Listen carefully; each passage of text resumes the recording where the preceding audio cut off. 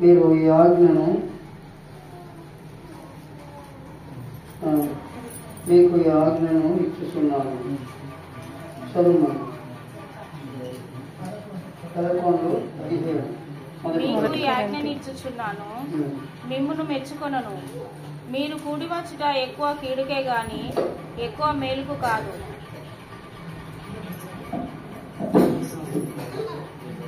ఏమంటుందంటే సంఘానికి పౌలు ఇది జ్ఞాపకం చేస్తున్నారు. అంటే మీరు కూడి వచ్చుట మేలా కీడా అని అన్నాడు కదా. మనం మీకు వచ్చినప్పుడు కూడా ఇది ఎవరికి వాళ్ళని రక్షించుకుంటే బాగుంటుందని మనం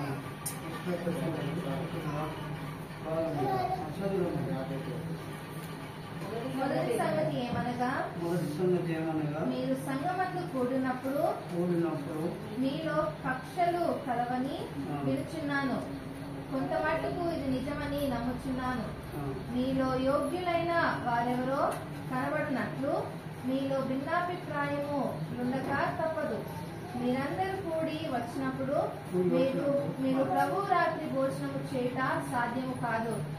ఏలయనగా మీరు ఆ భోజనము చేయనప్పుడు ఒకరి కంటే ఒకడు ముందుగా తన మట్టుకు తాను భోజనము చేయుచున్నాడు. ఇందువలన ఒకడు ఆకలి గొనినను మరి ఒకడు మత్తులవును. ఇదేమి అన్నపానములు పుచ్చుకొనుటకు మీకు ఇల్లు లేవా? దేవుని సంఘమును తిరస్కరించి పేదలను సిగ్గుపరచుదురా? మీతో ఏమి చెప్పుదును? దీనిని గురించి మిమ్మల్ని మెచ్చను. నేను మీకు అప్పగించిన దాన్ని ప్రభువు వల్ల పొందితిని. ప్రభువైన యేసు తాను అప్పగింపబడిన రాత్రి ఒక రొట్టెను ఎత్తుకొని కృతజ్ఞత స్తుతులు చెల్లించి దానిని విరిచి, ఇది మీ కొరకైన నా శరీరము, నన్ను జ్ఞాపకము చేసుకొనుటకై దీనిని చేయని చెప్పెను. ఆ ప్రకారమే భోజనమైన పిమ్మట ఆయన పాత్రను ఎత్తుకొని, ఈ పాత్ర నా రక్తము వలన నైనా కొత్త నిబంధన. మీరు దీనిలోనిది త్రాగునప్పుడెల్లా నన్ను జ్ఞాపకము చేసుకొనుటకై దీన్ని చేయడని చెప్పెను.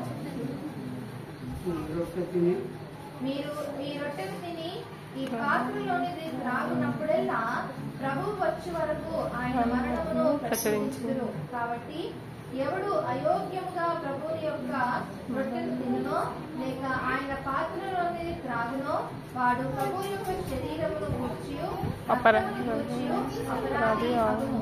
కాబట్టి ప్రతి మనుషుడు తన్ను తాను పరీక్షించుకొనవలెను.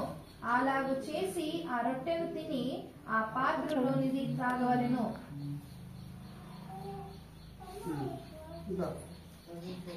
ప్రభు శరీరమని వివేచింపక తిని త్రాగువాడు తనకు శిక్షావిధి కలుగుటకే తిని త్రాగుచున్నాడు. ఇందువలననే మీలో అనేకులు బలహీనులు రోగులునై ఉన్నారు, చాలా మంది నిద్రించున్నారు. అయితే మనలను మనమే విమర్శించుకొనిన ఎడల తీర్పు పొందకపోదుము. మనము తీర్పు పొందిన ఎడల లోకముతో పాటు మనకు శిక్షావిధి కలుగుతున్నట్లు ప్రభువు చేత శిక్షింపబడుచున్నాము. కాబట్టి నా సహోదరులారా, భోజనము చేయుటకు మీరు కూడి వచ్చినప్పుడు ఒకరి కొరకు ఒకడు కనిపెట్టుకుని ఉండుడి. మీరు కూడి వచ్చుట శిక్షావిధికి కారణము కాకున్నట్లు ఎవడైనను ఆకలి కొనిన ఎడల తన ఇంటనే భోజనం చేయవలెను.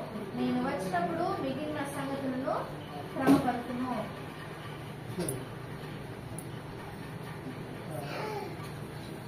ఒకళ్ళు కాకుండా ఎవరికి వాళ్ళని పరీక్ష చేసుకున్నారు.